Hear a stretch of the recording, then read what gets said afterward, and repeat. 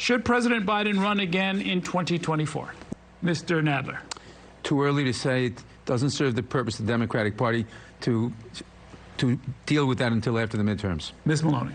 I don't believe he's running for re-election. I'm focused on winning this majority right now and preserving a majority this year in 2022. So we'll cross that bridge when we get to it. I'm not talking about the 2022 election and 2024. I have no control over those elections, and I'm not going to talk about them. I'm working on my own election, and that's all I'm focused on right now.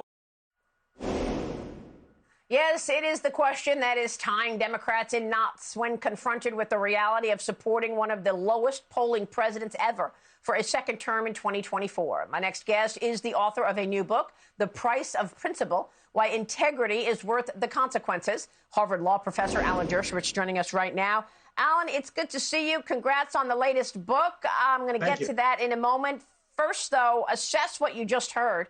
Obviously, President Biden's approvals and his support among his own party is eroding.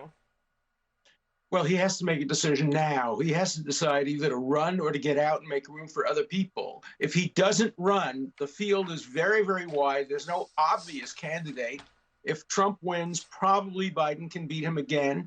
But if DeSantis were to run, probably Biden couldn't beat him. So I think the Democrats have to make sure that the same mistake that Ruth Bader Ginsburg made, not retiring on time and allowing her place to be filled by a conservative Republican, that mistake can't be made. Look, President Biden has been the President Ford of modern day. He's calmed things down. He's stabilized things. Ford was a one-term president. Perhaps the best thing for the Democrats would be if Biden was a one-term president. Well, let me ask you about all of these approval ratings. There is an issue in every corner of his agenda, even though they are pushing through this spending bill this morning in Washington. What does he need to do to regain support, or is it at this point over? He needs to step aside. Well, he's done great things in Ukraine. I think he has done good things on domestic policy, gotten some very good things passed. He is not an exciting, dynamic candidate who's going to get things done. He is the candidate who restores normality. And if Trump is going to run, I think that even a low-ranking candidate with essentially moderate views, he won't win, but Trump will lose. So nobody's going to win this next election if it's Trump versus Biden. It will be who has the most negatives and who loses the election. Nobody's going to win that election. Well, I want to ask you about that because you supported Trump and you were trashed for it in the public.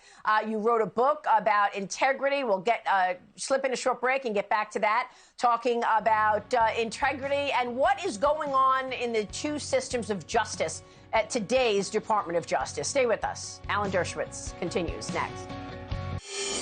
Welcome back, and I am back with Alan Dershowitz. Alan, I got to get back to something you just said, because you said Joe Biden was moderate. You said he has moderate policy. You said he's passed some good things. You said he did a good job in Ukraine. I don't know what you're talking about. This is not a moderate president, okay? We have another spending bill that they're negotiating right now, which will likely stoke inflation. And on Ukraine, he offered Zelensky a flight out of there on week one so that Russia would just take over. So I don't know what you're talking about in terms of Joe Biden being moderate, Alan. Compared to who?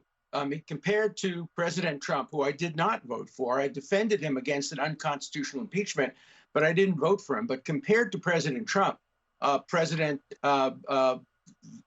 current President Biden is a moderate. So is his attorney general.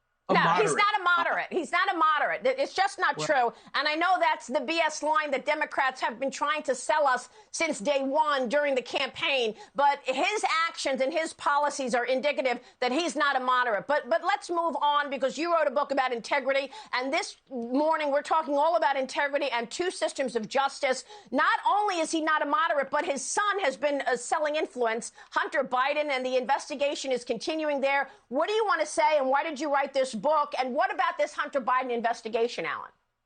Well, it should go forward. This is my 50th book. I'm proud of the fact that I've written 50 books in my career. This is the most important book I've written because, I'm a neutral, principled person. I defended President Trump. I voted for President Biden. and I am being attacked by both sides because principle doesn't exist today in America. Everything is partisanship. And so I'm going to continue to live a principled life, even if the library in Chilmark, Massachusetts won't allow me to speak, even if the Jewish Democratic Association won't invite me to its events. I'm going to continue to be principled. I'm going to continue to say what I want. I'm going to continue to assess President Biden and fairly and not in a partisan way, as I would continue to assess any Republican candidate. That's not something in America today that's highly desired, which is why I wrote my book, The Price of Principle. It's what we all want. It is what we all want, Alan, and we thank you for writing about it. Alan Dershowitz, good to see you this morning.